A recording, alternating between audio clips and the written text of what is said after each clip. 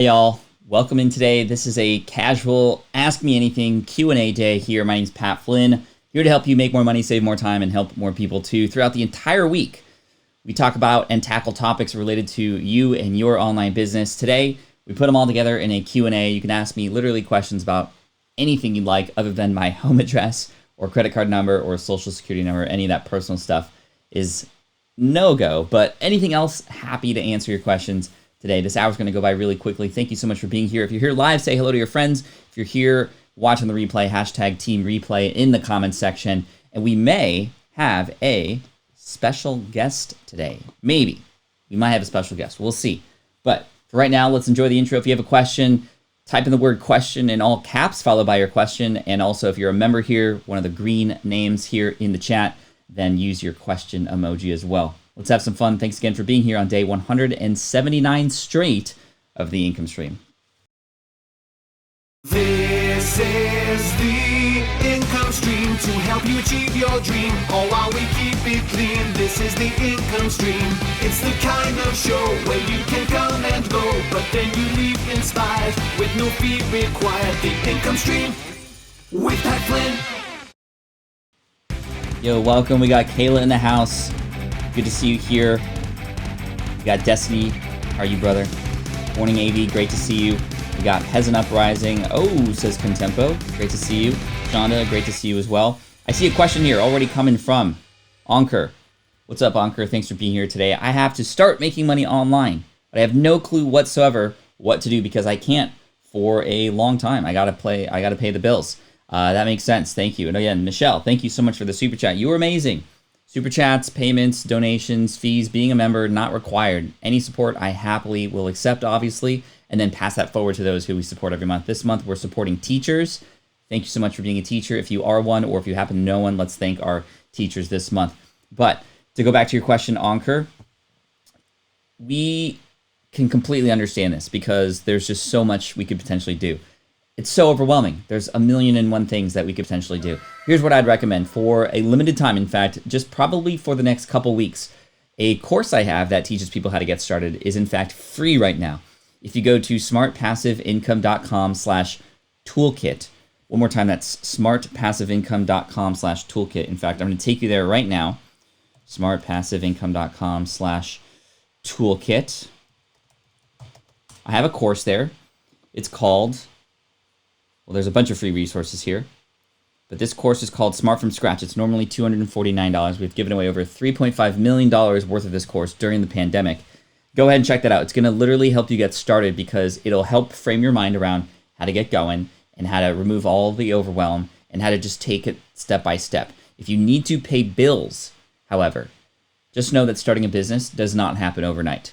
There are some ways to start sooner than later, and yes, people have taken this course and in fact gotten some results within weeks, in fact, and have started making money using the process because, again, we're narrowing your focus. You're getting into solving people's problems, which is exactly what starting a business is all about. But if you need money now, two things you can do. Go get a job. Like, I'm not saying you need to have a job forever, but go and support yourself, your family, whatever you need to do to make money now. I'm not anti-job, but I am anti-thinking that you can't build your own business. And I'm also anti-thinking you can do that overnight. Right? So we have to understand that it's going to take some time.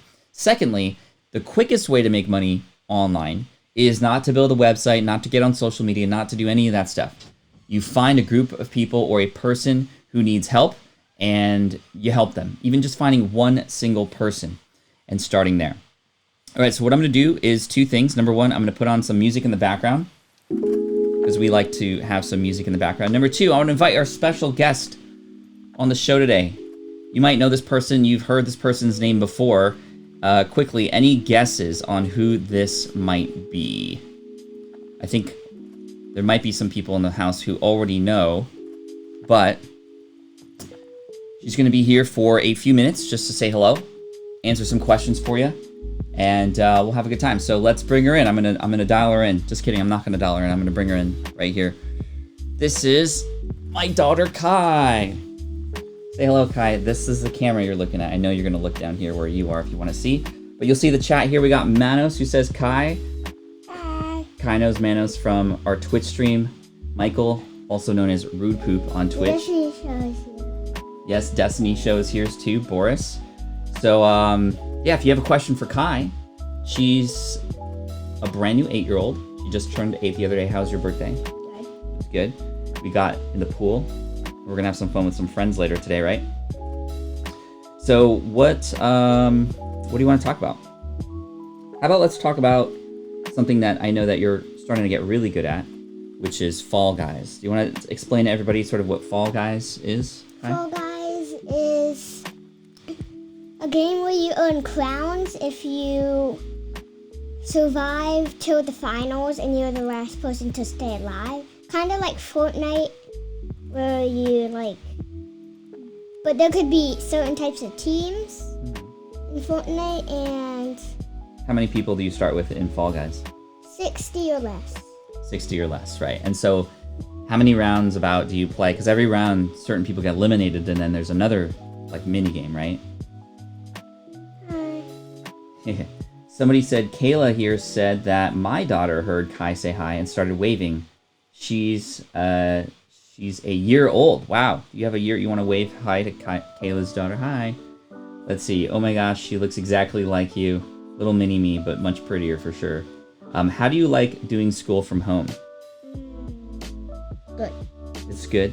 What do you prefer, in person or at home? Person. How come? Because you get to see your friends and stuff? But you're doing pretty good at home. You see your teacher every day. You have been doing really well. What I really like about the at-home stuff is they don't have a bell, right? Because at school you play a song. At their school they play a song, but at other schools they play a bell when it's the top of the hour and it's time to go to the next class, right? But now that she's and my son as well is at home and they have Zoom calls at a specific time, it's teaching them time management, which is really cool, which is something that I didn't learn until college. So Kai will know on her whiteboard when certain calls happen. She knows more than we do when she has to get back on or when she has meetings or Zoom calls and things like that, which is pretty crazy. So let's see. What do you enjoy doing the most with your friends, Kai? I don't know, actually. It's been a while since we've seen and hung out with some friends, huh? Well, I'm gonna get roller skates soon. And yes. I could roller skate with my teacher and one of my friends. Why do you want to get roller skates? Because it's gonna be fun. It's gonna be cool. I used to rollerblade. I used to do, when I was a kid, I used to get rollerblades and then jump on curbs and rails and grind down the rails, but that's not that interesting to most people. Okay, EJ the Travel Diva says, we'll take maybe 2 more questions, Kai, and then you can go back and hang out with your brother. Cool. EJ says, tell us about your garden. Ooh, what's growing in your garden, Kai? I have 3 tomatoes growing. They're already coming. I have carrots, onions, Brussels sprouts, beans. Beans, yes. We have some potatoes growing. We have some potatoes. We have a bunch of microgreens growing. You like the microgreens too. You actually eat them, right? So which did you like better? Did you like the broccoli microgreens or did you like the... Broccoli. More than the sunflower ones? Yeah, the broccoli one was good. Okay, a couple more questions. Yvonne says, Kai, do you think your dad is a good teacher? Good answer. Thank you. If you get roller skates with plastic wheels, you can skate on carpet too. Ooh, I don't know if we'd want to do that though in the house. But we're gonna get the nicer ones that kind of are smoother on the road. Let's see. Favorite subject in school, Kai, says Rex.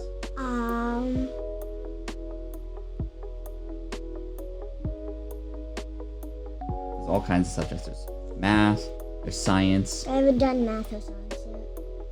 There's art. I haven't done art yet. You haven't done art? They don't really do subjects in school. They do projects.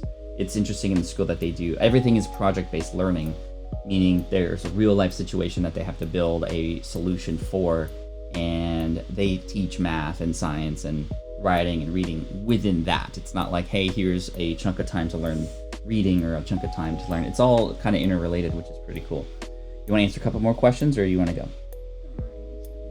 Answer more. Cool. How about this one? What do you and your brother do for recess? Oh, you did that yourself. Nice. What do you and your brother do for recess when homeschooling? So when you're not in Zoom calls, when you're playing at home, when you guys play together.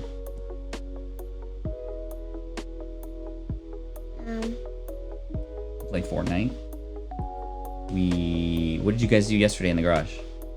We added more to our Legos. Say it louder. Yeah, more to our Lego city. So they're building a Lego city in the garage, which is pretty cool. I made a Bob Ross. You made a Bob Ross out of some Lego figurines that she found, which is pretty cool. Okay, let's answer one more question. Thank you all for 2 more questions. 2 more questions. Wow, very generous. 3 more questions. How about 2? Okay. Let's see. I'll do as many as I can do. Let's see. What's your favorite Fortnite character? K-Walk was in our Twitch stream the other day. I know you have a lot.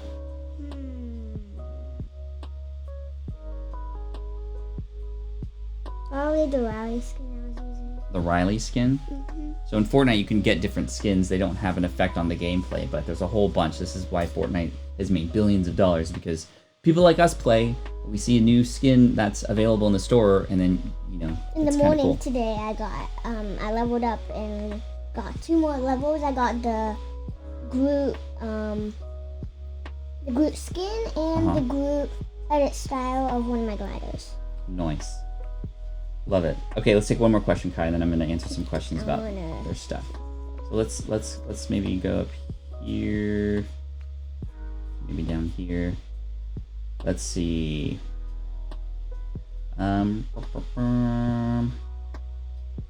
Yes, we had to move. Until we moved, we had our kids in a Montessori school, which uses similar approaches. Yes, it's sort of like a combination between a Montessori school plus a very, very technological school. Because you guys were playing with iPads and not playing, but learning on iPads in preschool, which is pretty crazy. Do you know how to do the Chinese jump rope? No, what is that? Is that the one that requires rubber bands? I'm not quite sure. How about this question from Steve? Do you like Back to the Future like your dad and I do? I have a shirt of it. You have a shirt? You watched it a couple years ago, but I don't know if you remember.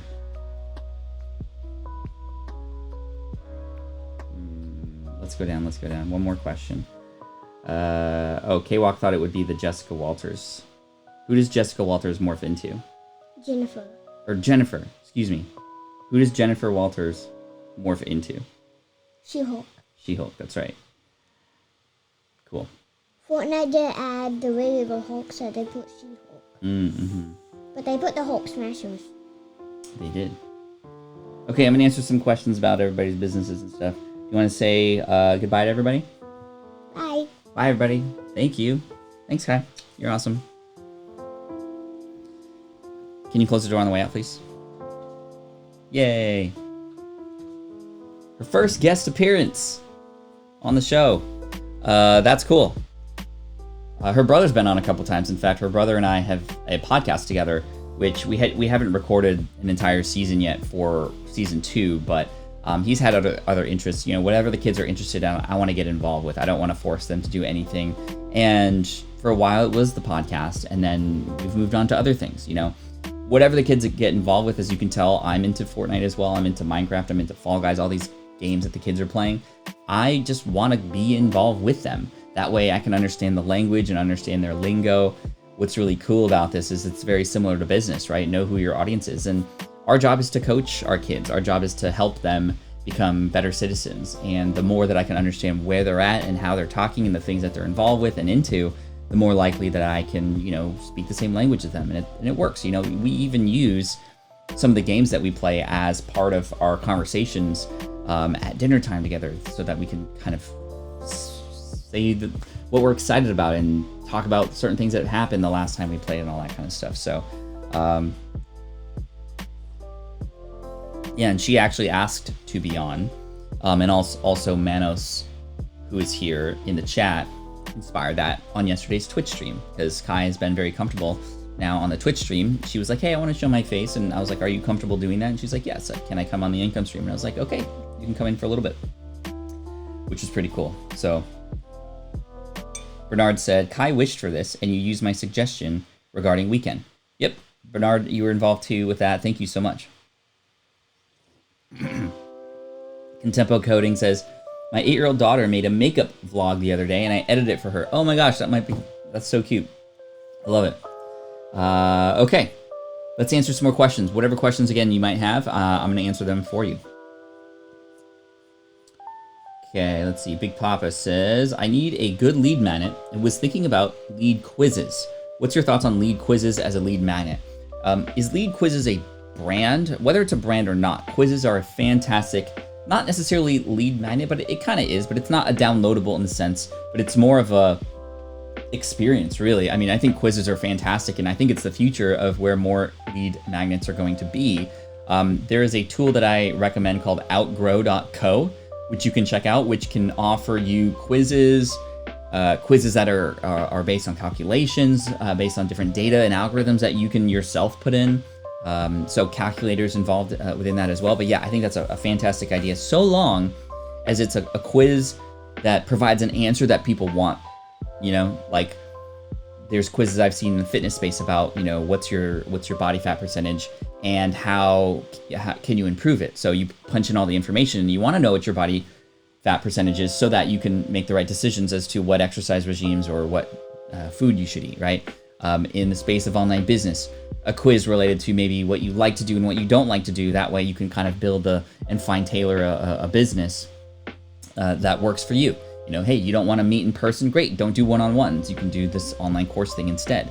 So there's a lot of cool things that you can do. What was the best quiz I've ever created? Honestly, I have not yet created a quiz. We have questions that show up on Smart Passive Income. At the bottom, you'll see a message box pop up in the lower right-hand corner. And that's through a tool called Write Message.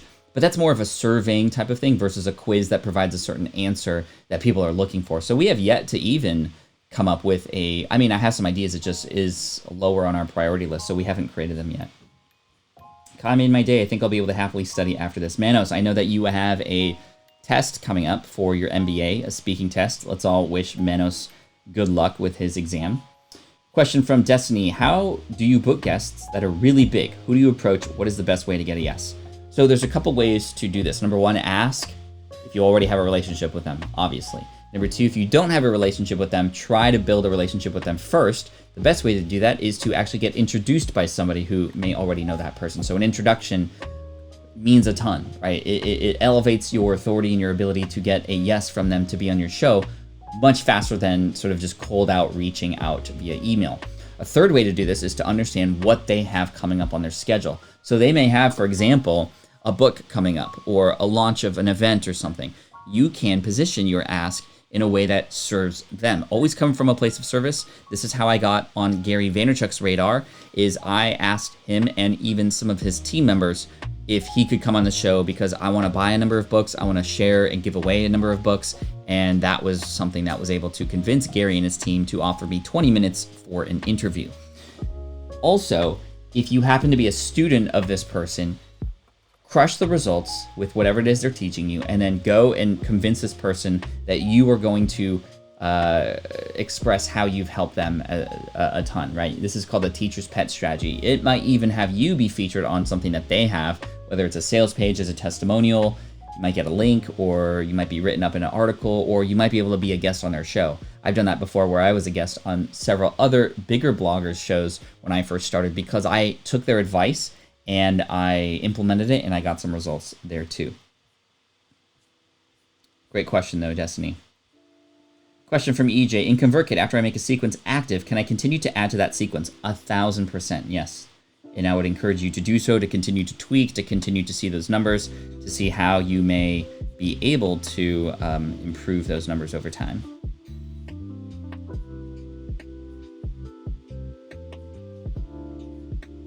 Question, besides Back to the Future, what is your go-to for getting through tough times and uncertainty?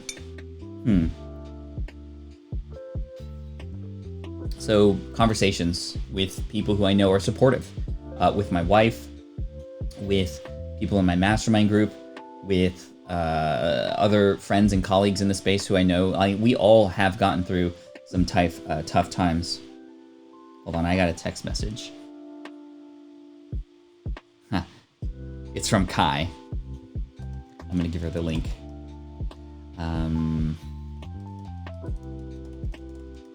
She just learned that she could text me through her iPad that she has access to. Oh, whoops. Sorry. Hold on. I put that in the chat. I didn't mean to put it there. Hold on. I meant to put it here. At flynn.com/the income stream.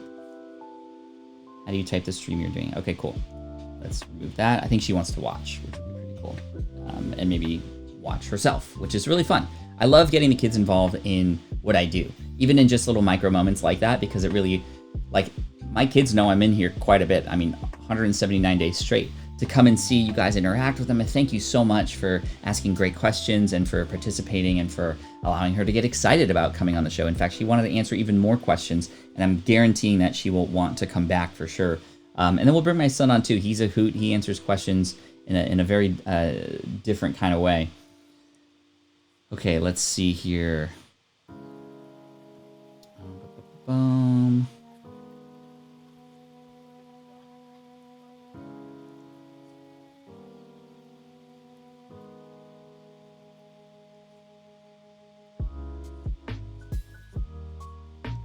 I hope Pat answers your question, EJ. Which question from EJ was that? Did I answer that question?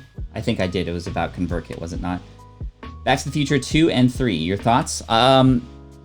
Amazing follow-ups. Never as good as the first, obviously.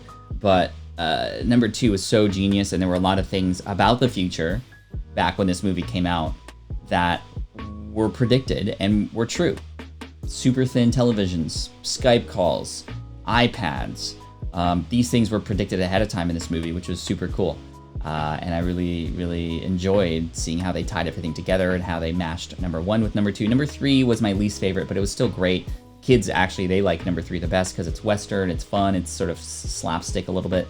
And again, I just like how they tied everything together. It's a perfect ending to a trilogy. Nobody should ever touch it again. And as long as Robert Zemeckis and the other people who are involved are still alive, it's never going to get a number 4 or a reboot or anything. They even said that themselves. Well-being, says Pat, I'm an intermediate affiliateur at the moment, and I just want to answer from you, is that should go one-on-one to affiliate program fully focused or still go for e-commerce? I would say whatever you feel the most easiest and exciting opportunities there are for you. I think you can combine both, and I think that that's eventually where you want to get to, because you might sell your own products or white label products that serve your audience, but there's other people and other companies that are serving these same audiences who have products that you could never or don't have the time to create, in which case you can fill in those holes and continue to serve your audience by recommending other people or other companies' products. It's called affiliate marketing, and it is a service that you're doing when you're doing affiliate marketing. What do I mean? You're playing expert curator. You're helping remove all the options and going, hey, here are the things that you need. Don't worry about anything else. Trust me, I got you. Here is a tool that you can use. Here is a product that you should use, etc. So that's why I absolutely love affiliate marketing, because it's a great way to serve your audience, even right from the start. But that doesn't mean you could only do that and nothing else. I think you can lead up to the point where you do both. I would say whatever one you want to focus on first, focus fully on that, building that out. And maybe that's e-commerce, and then you can start to include some affiliate marketing opportunities on top of that after you have systems in place. But maybe it's the opposite. Maybe you start with some low-hanging fruit in the affiliate marketing arena, and then you start to add on a product after that, after you gain some notoriety there. Question from Melvin. How do you recover and adjust from having a guest who has agreed to an interview on my podcast and at the last minute cancels? Number one, just realize that this happens. So I expect it to happen, and I realize that this happens. So one thing that helps is I get ahead of my schedule so that in case I have to reschedule, there's still time to get it in before the actual moment was supposed to come out and be published. So getting ahead on your schedule and scheduling these interviews, batch processing them, batch creating them ahead of time can help alleviate some of the troubles that can happen when a person cancels. People cancel for all different kinds of reasons. They cancel for legitimate reasons, they cancel for not so legitimate reasons. And of course, we always want to make sure everybody's cool and safe and stuff, but it is annoying and it sucks because we have to rejig our own schedule. And this is one of the struggles, right? But I think there's a couple things you can do as well. Just, again, leading up to the date after you've scheduled it, just, again, sharing how excited you are, how you have created space in your calendar to make sure that it's something that's going to make it worth their time and all that kind of stuff, sort of like reselling the interview even after you've scheduled it, just to kind of thank them, prepare them, get them ready, etc. And then finally, how do you readjust? You kind of just you kind of adapt as you go. I mean, there's no real solution other than don't let it phase you and just keep going.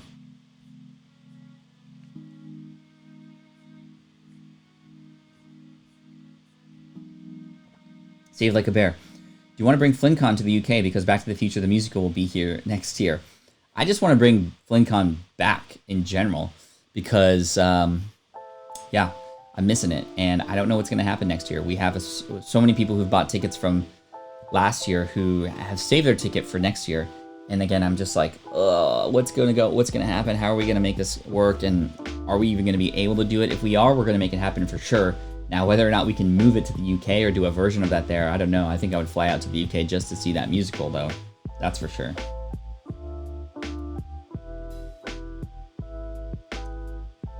Cool.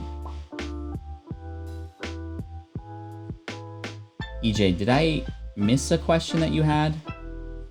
I answered one of the questions. I just want to make sure I got the question that you wanted. You're more than welcome to ask more than one question, by the way, for everybody. Question from Rex. My stepfather is looking for membership software for his Jewish Chaplain Association. He needs an email list and file space. It's more than ConvertKit. What do you suggest? An email list and file space. So for file space, I mean, I think I prefer something like Google Drive. It's free.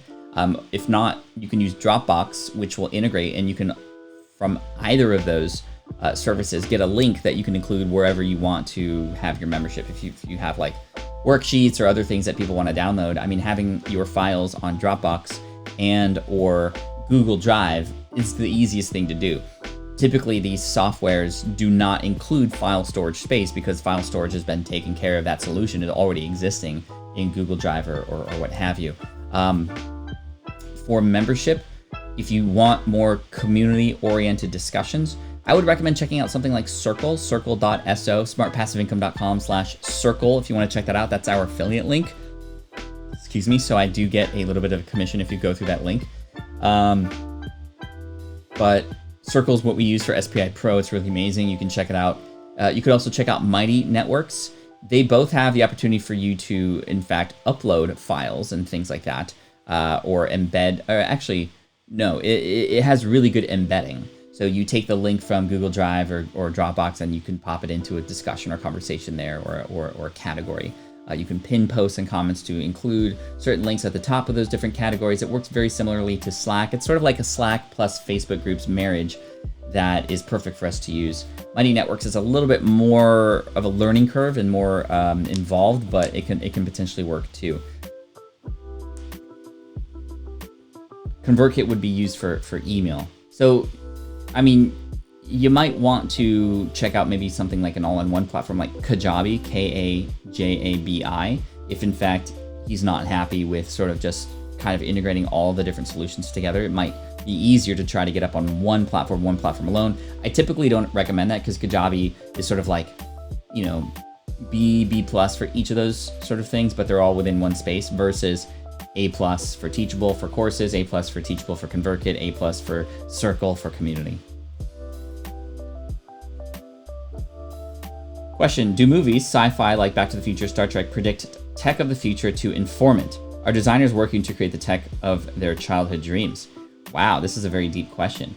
I would imagine that there's some influence from movies and cinema and books that help people who are in tech now. I mean, think of Elon Musk. He specifically said he wants to go to Mars because he's looking to do certain things over there, and I'm sure he was inspired by, everybody from, Jules Verne to, George Orwell to, any of the other, Ernest Cline and whoever. Like, there's so many people who have talked about these things in the past who are now kind of seeing these things happen, and I would imagine that there's some influence there for sure. Destiny says, I don't have the show yet, but I want sponsors like Microsoft and Altesian. I can't say that. Is offering 30 days of free advertising with new podcasts a good idea? New show, no data, big guests. New show is going to be very difficult to get anybody. I mean, I'm sure anybody would like free advertising. However, a new show, I had a new show, Ask Pat, even though I had a second show that was very popular, over 100,000 downloads per episode, I still couldn't convince new advertisers to pay for sponsorship. So this idea of offering for free is interesting, but that's a huge amount of value that you're offering. And I think I wouldn't offer a free trial. That's almost like giving it away. And it's 30 days of free advertising that lasts forever. It might be like, hey, you know what? We got what we need. As your podcast continues to grow, people are going to go back to listen to those episodes. We don't have to pay for anything else. We're getting the sponsorship ongoing because of that. So I wouldn't recommend that for sure. Do you need to get permission to link to another website's content?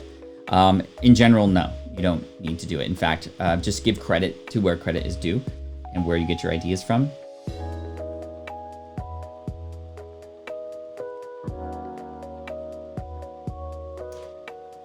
Salma says, what are you most excited about in Q4? Number one, I am really excited about the launch of a brand new course that we are in the middle of creating right now. I'm not going to mention what it's about, but I will mention it very soon. I'm excited about starting to write my next book, and I'm being challenged. In fact, I have a book coach that I'm working with who is really challenging me to go a little bit bigger. And this is what I wanted. I had this idea for a book about productivity, which maybe I've shared with you a little bit earlier, and I'm still going to hone in on that realm, but ideas that spread are ideas that are challenging. And I need to be a little bit more bold with the stance that I take in this book. And I'm really excited to challenge myself in that way. And I really love it.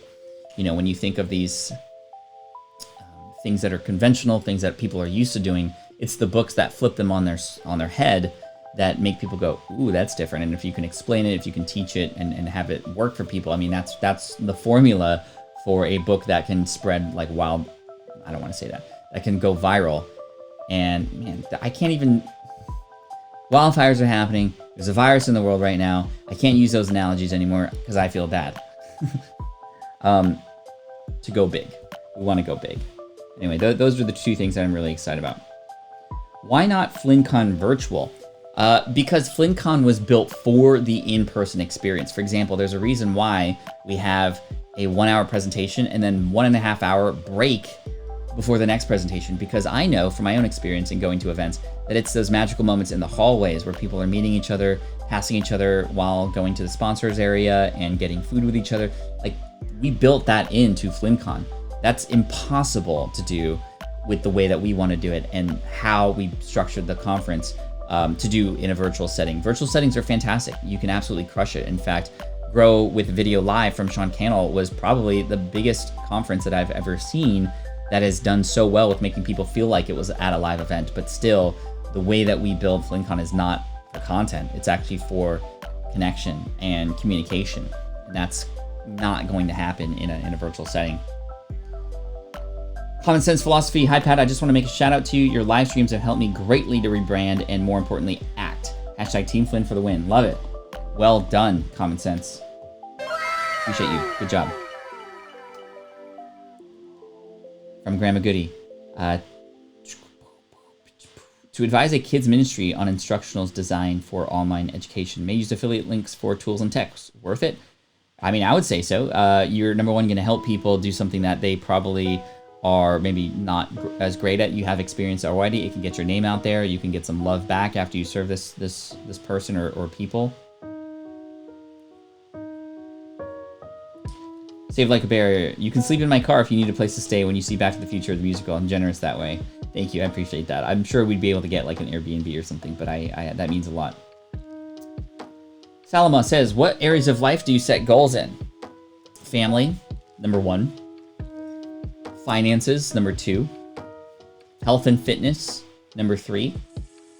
And I set goals in just personal development in general with mindset and making sure that I'm always, we got Biz Unwrapped. Thank you so much for the super chat. Sue, you're amazing. Wow. Again, you guys, you don't need to pay anything, save your money, but if you want to support, I will happily accept and pass it on to teachers this month. Thank you so, so much.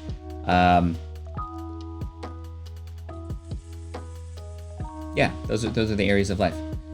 Scooby Life. The blog portion of my website has dates listed for each blog post. I have topic pages with no dates. Is it okay to leave the original blog post with dates? Yes, in fact, although the dates can tell you what might be outdated or might need a fresh update, you can in fact make those articles more up to date. And in fact, in the eyes of Google, even make them look more up to date. And Google always wants to share, right, Boris, more up to date, more relevant things. And in fact, I've seen some people who have just changed the dates, added a little bit of content to some older articles, and boom, we start to see some more impressions on those articles in Google. So that might be a great thing to do. The dates aren't required, but it does help with that. But if you don't update these things, for example, if I had a podcasting course, if I had a podcasting tutorial and it said, from 2010, people see that date, they're gonna be, this is probably not relevant right now. So just something to keep in mind. Spanish and Go says, I was really impressed by Facebook's new room feature. We used that to connect with our private community the other day. Awesome. Yes, Circle is actually creating a rooms feature within our community, which is pretty cool. That's sort of, I don't know when that's coming up. They have an iPhone app coming out soon and some other features. They just continually are innovating as a small, young company, and I'm grateful to be an advisor for that company as well. But I think that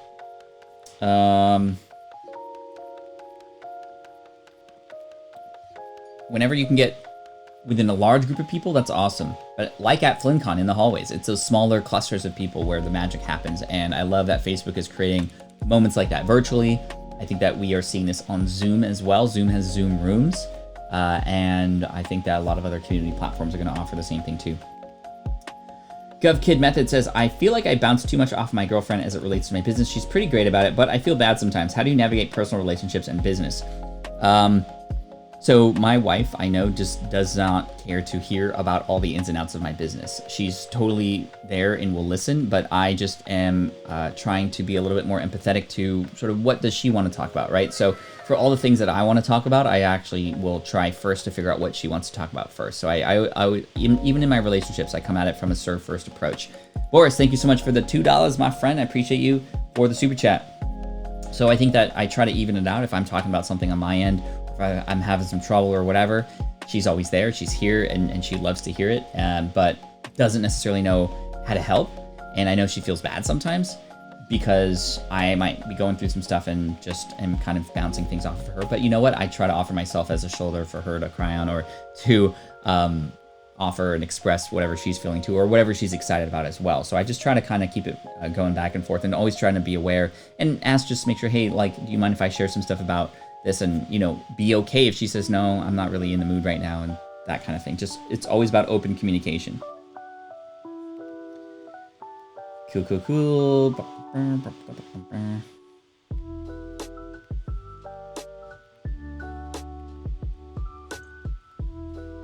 Big Poppa says, what can I do to eliminate the bleed over for my guest's mic when interviewing them in my studio? When I turn down the mic level on my Focusrite, I won't record at a decent level. So that's true. Number one, not as big of a deal as you might think. Mic bleed, for those of you who don't know, is, let's say that you're over there in person with me on the other side of the desk and I'm over here. We both have microphones. When you answer one of my questions, some of your answer, most of it goes in your microphone, but some of it also comes into mine. And so if I only listen to my track, I still hear faintly your voice in the background. But the funny thing is, Big Poppa, when you put both together eventually, they sort of add onto each other and they're there anyway on the main track, and it's not as big of a deal. So in most cases, this could be something that, and I know audio engineers are gonna cringe when I say this, but you don't need to worry about it, right? Number two, if you are worried about it, or if you do notice some sort of audio issues because of it, I have a video on YouTube. Let's see if I can find it. YouTube.com, Pat Flynn, remove bleed. Do I have this? Mike Russell? Oh, maybe I didn't upload it. There's a ton of videos. There's a ton of videos on YouTube that I could see that actually answer this question. Mike Russell would be the person I would go to. But there are ways to do it where you can, especially if you're using something like Adobe Audition, you can create what's called a noise gate. And what a noise gate does is it's like essentially going, hey, any noise that's below a certain sort of volume, like, hey, the Drake meme, like, no, you're not allowed in this audio. So what you do is you get your noise gate to a point where it doesn't distort your voice, but it kind of is above the volume level or the loudness of your guest who's on the other side of the room. And then it's just, you're not going to hear that. So look for something called a noise gate. Miss Boyce, Mr. Flynn, when you wrote, that's weird. Just call me Pat. I appreciate you though. When you wrote your first book, how did you publish it? Do you recommend self-publishing? And again, this is my opinion, I love self-publishing. I have way more control over a lot of the creative. I have control over when certain things happen. I have more control over how I update things. My first book, which was called Let Go, was in fact published. The funny story about this was published on a platform called Snippet, which was supposed to revolutionize. It was supposed to compete with Amazon Kindle. It was supposed to provide a new way to experience books. And I was one of the first, and I was also the most popular book on that platform, but then it kind of went under. So then I took that book and I did what I should have done, which was put it on Amazon Kindle. And on Amazon Kindle back then, there was nothing that you could do to easily create a physical version of the book, but there is now. So in fact, if you start digital on Amazon Kindle, you can then use the built-in thing within Amazon to turn it into a print-on-demand physical book too, which takes a little bit of time, but it's actually really simple relative to like exactly what it is you're in fact doing. But that's a fun thing to do. And self-publishing, again, you earn more money for each sale. The downsides of self-publishing is you don't get a lot of help along the way. You have to go and find it. A traditional publisher will do most of that technical stuff for you, from the conversions from the Word or PDF file to a EPUB doc, which is what the format is for Kindle. They'll work with a publishing house to, you know, print it out and all this stuff. Like they'll do all that for you. But then in the long run, you know, you not lose money, but you just, you know, you can make 10 cents per book versus like on Amazon, even my $2.99 book, I'm making, you know, $1.80 per sale or whatever every time. I don't know what the math is, but, you know, a lot with my book Superfans, right? It costs, which is self-published, by the way, and my book Will It Fly? I mean, it might cost $2 to $3 to print, and I sell them for $18 to $24. Or $16 to $24, and I'm making most of that profit. Amazon only takes 30%, and so I'm able to make $10, $12 per sale versus 10 cents, where you would get paid up front in more of an advance-like structure. I will say, however, that my books are published traditionally in other countries. Let Go is published as well as Will It Fly is published in Poland. I have Will It Fly published in Korea, in Russia. It's in Cantonese. It is in Vietnam. It's just so cool to see these different covers, and it's just so interesting, the process.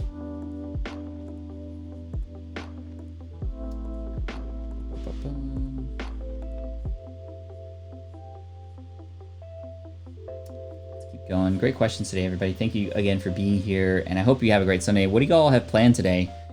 I am curious. Jerome says, love the lockdown beard. Yeah, this was my lucky launch beard turned lockdown beard, because in February I launched a new course and I didn't have time to shave then, and it was probably the most successful course launch we've had in a couple years. So I kept the beard, and then the pandemic happened, and then I just continued to keep it. FlynnCon was amazing. Thanks, and I cannot wait till the next one. Great learning and connections. Thank you. Let's see. Pat Flynn, have a great day and happy Sunday to you as well.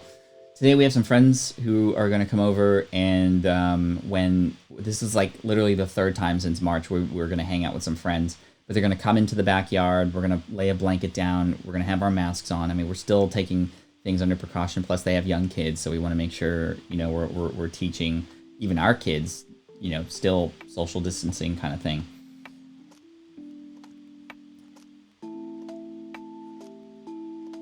See.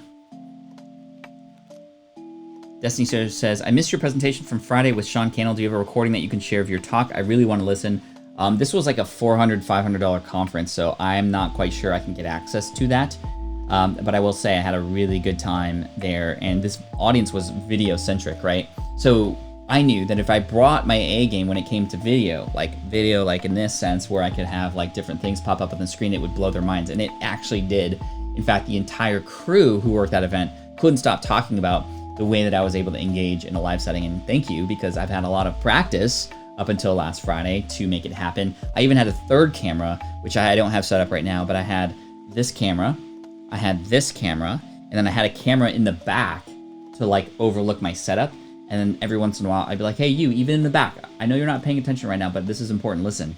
And I would point, and it would just like, you know, obviously everybody's in front of their computer, but it added a little bit of flavor to the presentation, and it got people really, really engaged. I even did the whole surprise thing, like, right? Like every once in a while, people absolutely loved that. And now everybody wants to know my setup. So I might have to do something with that group later to see how we can do that.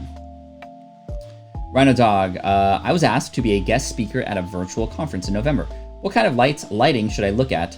So not just an overhead light or window, and helps with background. So a window will still be great. Again, of course, you can't control the weather, and you know if it's so bright and it happens to be at the same time that light shines into like directly into your face, that's not going to be good. You don't want harsh lighting, but you also, you know, cloud cover is okay and regular daylight's okay. But if it's like dark at the time, then it's not going to work out, right? So the best lighting that you can get is perhaps something like a ring light, which would allow you to put your camera within this giant ring of LEDs. You do not want overhead lighting. Overhead lighting is going to give you raccoon eyes, and it just is not flattering. And then it creates this like giant shadow like underneath you, and it makes your head look bigger. The nice thing about a ring light is it provides light just sort of straight on, and it's just going to create a nice wash, and the shadows kind of go away. That's sort of the easiest and cheapest way to go, other than a window that you could face and your camera facing you, no lights behind you, no lights overhead. The other thing that you could do is get a what's called a softbox light, or you might even want to check out something like an ice light. I have an ice light. In fact, actually I forgot to turn it on today. Turn it down a little bit. So this ice light I have behind me, and it adds a nice little sort of like, see how it's like a little bit lighter on my outline. This makes me pop out of the screen a little bit more. But this is the ice light here. I have it on a switch pod, but this is the ice light. It's like a lightsaber, but I like it because it's nice and long. If I were to turn off this light, in fact, I could probably demonstrate this right now. I'm gonna turn off this light here, which is the big softbox light that I have.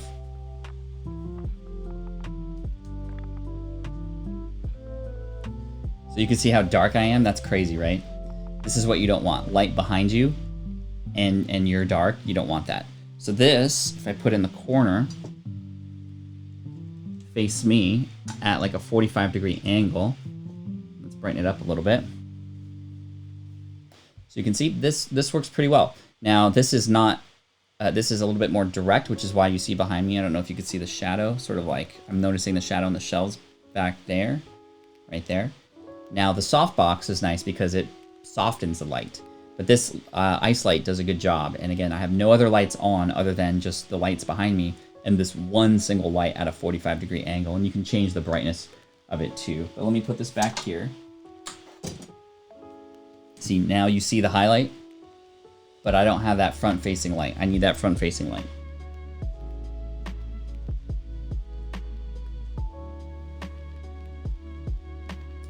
There we go. Oh, it's a little harsh because I've changed it midstream, and that's okay. There we go. There we go, and there's your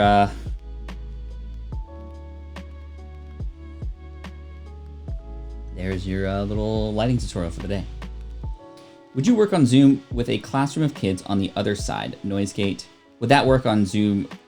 Would that work on Zoom with a classroom of kids on the other side? So if you are a teacher and there are kids on Zoom, you would just want to make sure that the kids are muted, right? And you're wearing headphones, because the headphones will allow you to hear everything, but the sound from the kids, if in fact they aren't on a mute, is not going to go back into the microphone and sort of create a feedback, which I think that Zoom removes that feedback or has that capability for you anyway, but just to be safe. Question, do you have a video on front to back switch pod creation? We have a number of videos, but in fact, I have podcast episodes that actually go through the process a lot more.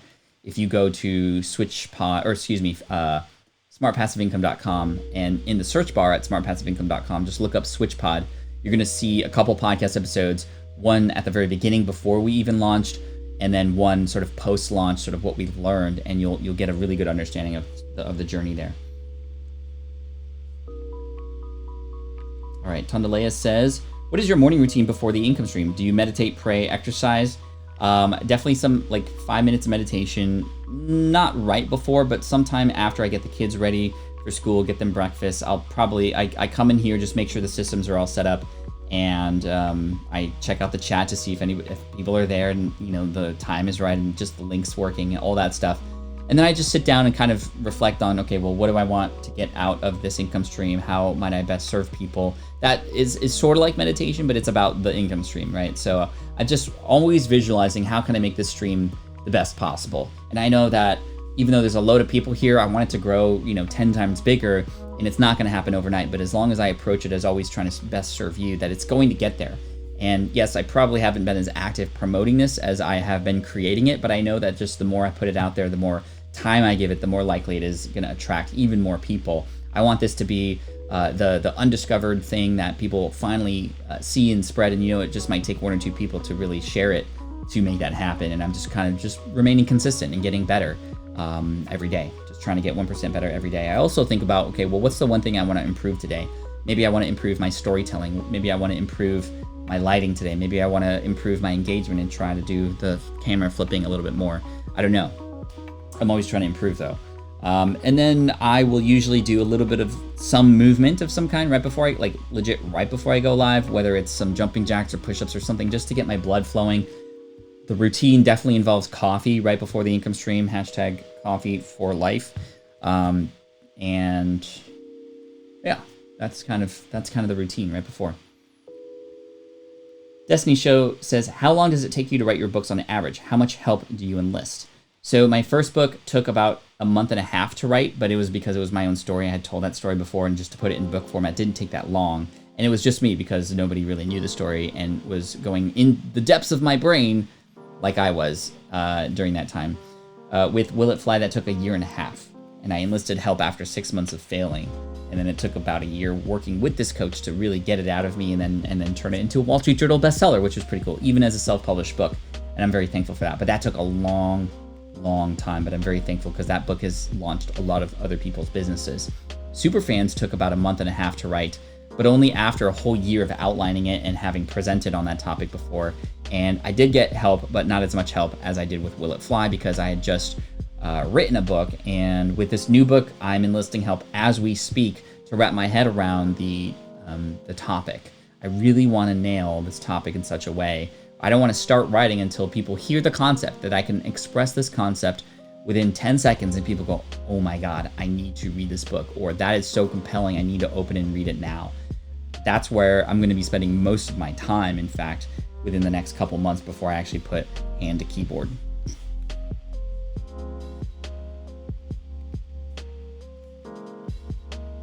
Cool.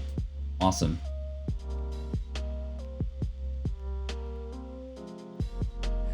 I've gotten to where I can recognize and predict the stream beats on these Sundays Chill Live. Yeah, again, big shout out to Harris Heller here, who created stream beats for us, literally all royalty free forever. He created these or worked with somebody to create them so that anybody, again, stream beats by Harris Heller, can use them on their streams, on their YouTube videos, just free of cost. Nothing ever paid. No credit even needed. Question, if you were invited to do a lecture about passive income as a guest for uni students in a uni or a college, how would you do that lecture? Would you do it the same way you speak at events? 100%. Because I've learned that the way that I present, which is the way that a lot of people like at TED Talks present and etc., and I can add some engagement and some humor in there, like that's my best way of presenting in a way that I know is going to affect people's lives. If I go, okay, just because I'm at a university, I have to be behind this podium. No, I'm actually going to be stunted by that. I would want to do it in a way where I know I can help people best, in a way that it's proven that I know I can do it. Different people do it in different ways, but if I was to present in front of a group of college students, the only difference would be that within my presentations, I would add things that are relevant to college students right now. So, I'd figure out maybe what college they're in, and I'd try to find out who their rival is, so they can become the enemy, for example, that I sometimes have in my presentations. Like, who is it that we're battling here together? And I can have a version of that, that way there's some connection to that group. I always look to see who's in that audience and what they're into, what they talk about, what they're excited about, what they hate, what they love, and I try to incorporate that into the presentation because, number one, most people aren't going to do that. So it shows that I'm actually doing a little bit of research and know who my audience is. And number two, it adds a little bit of humor and relevance to the presentation as well. Alfredo says, hey Pat, I'm wondering what your strategy was when you first started to grow and balancing your ethics and picking who to do business with. I'm very grateful, although sad, that when I was starting my business, there was a whole bunch of other people in the same group I was in also starting a business. And the reason I say sad but grateful is because some of those people are not my friends anymore. They're just not my friends anymore because when they found success, they changed. They were not the same people anymore. They started going down the dark side. They started to treat their audiences in ways that I was like, why would you do that? And really focusing on the money more than serving people. And I found that the more they went that direction, the more that I was able to see, wow, this other direction is where I want to go instead. And I am grateful also for my audience who points that out, who appreciates the fact that even though I had an opportunity to work with Frank Kern and Ty Lopez and all these other people and get in front of their audiences and probably partner and make millions of dollars with them, that I've chosen not to do that because I know what's more important, the long game, the long-term relationship, and the friendship that you and I are building together. And if I were to go down that route just because I want to make a few extra dollars right now, then I'm losing out on the support and the backing and perhaps the money that might come later from other products that are probably going to be more important, from books that I might be creating, from missions that I might have related to education and helping kids. Like, that all is sacrificed for a quick buck. Not okay. And so it took a hard several moments with friends who are no longer friends and I'm again grateful because I was able to see it happen from the outside, and I vowed to never go down that route and to only associate myself with people who I can trust, who other people trust too, because and even trying to do that, I still perhaps made some mistakes along the way. I befriended somebody who eventually came out and said that he was just a fake. And then as a result of me befriending this person and doing something together online with them, I was seen as a fake too. And that again made me go, wow, I really have to be careful about who I associate myself with, who I partner with, who I have enter my life and get in front of my audience, because my audience is, you guys are the most important thing. You're the lifeblood of the brand. Sure, I can have a great logo, I can have a cool podcast, but without an audience and a supportive one like you, it would go nowhere. And I have you guys to thank. This is why I show up every day. I feel like I owe you so much. So that's why I'm here.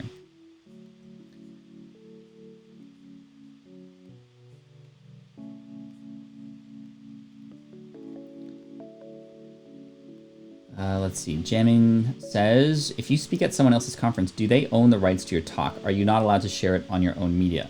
It varies. It varies. Some conferences, you sign a contract, they own the thing. Other ones, they own it, but you can still share it. Other times, you get to keep it and you can do what you want with it. You can splice it up, dice it up. Sometimes they say, okay, you can do whatever you want with it, but just make sure that you always give credit to the conference and link to it when you share it, all those kinds of things. So it really depends. Any thoughts on implementing gamification to your online courses? If only it were so easy. Absolutely, 100%. Gamification is the idea of sort of creating a game out of somebody's progress, or having some sort of reward system for signing in so often. We're going to be incorporating that more into SPI Pro, actually, more than our online courses. But gamification is a very powerful tool to get people to continue to move forward and do things. And for online courses, that's what we want people to do, to move forward and complete things. Cool. All right, yo, I just realized that we are at the top of the hour, and wow, we're already here. So hey chat, thanks for again coming in today, and I appreciate you so much for spending time with me literally almost every single day. And even if this is your first time here, just come back. You don't have to come back every day, but come back when you can. I'm here to serve you. Make sure you subscribe if you haven't already. And thanks for being so welcoming to Kai, my daughter, who came in earlier. If you missed that, you can check out the replay. She came in probably about the 5-minute mark, and she just answered some questions from you and chatted a little bit about what she likes in the garden and all this kind of stuff. Anyway, I know that she'll remember that forever, and we'll bring her on again too. So thank you so much. I appreciate you. To answer the final question from Talha here, where'd you get that awesome income stream intro? And the reason why I want to answer this, even though I said we're done, is because I want to give credit to where credit is due. This is from Music Radio Creative.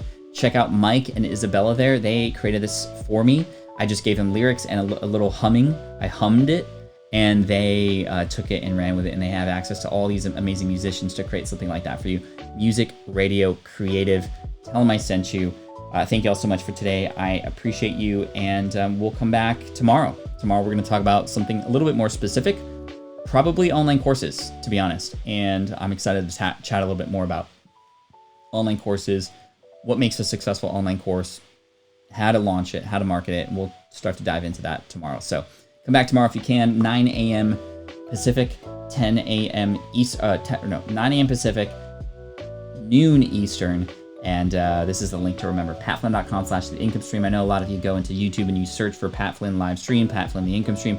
This will just take you directly every single morning. I have it go to the replay of the current stream like this one up until about midnight the next day. So patflynn.com/the income stream. Thank you all so much for coming in. I appreciate you. Keep up the good work. And as always, Team Flynn for the win. Peace out, y'all. This is the income stream to help you achieve your dream, all while we keep it clean. This is the income stream. It's the kind of show where you can come and go, but then you leave inspired with no fee required. The income stream with Pat Flynn. Thank you so much. I appreciate you for coming in today. Check out my Instagram, instagram.com/Pat Flynn. I've been really loving the reels that I've been doing over there. I have a brand new one coming out today that I'm pretty excited about. It should be fun. It should be fun. I'm here to make you laugh, educate you, and entertain you at the same time. So take care. Thanks. Peace out. Team Flynn for the win. Bruh.